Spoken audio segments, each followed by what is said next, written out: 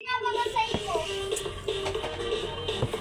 mga mi, for today's video ay gagawa po tayo ng Graham Bar, cookies and cream flavor.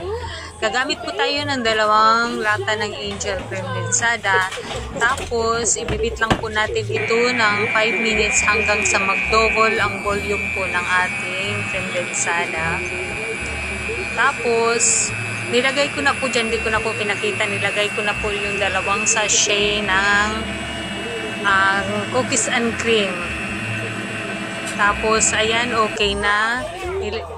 Lagay po natin sa ating 3 liters na Tupperware. Ayan, ili-level lang po natin hanggang sa magpantay po siya. And ilalagyan natin ulit ng 2 sachet ulit ng ating cookies and cream para may palaman po siya sa ilalim. Ayan mga mi, lagyan natin ng ganyan para mas masarap po siya. Tapos ilalagay po natin ulit yung tira ay ibabaw na rin.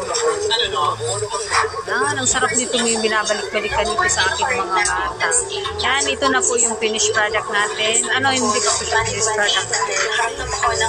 Yan, pinapatag po natin. Tapos, lalagyan na natin sa ibabaw ng Graham crackers. Ayan na ang ating best seller na cookies and cream flavor. Overnight lang po natin ito sa freezer mga nibago din natin balutin. Tapos another 5 hours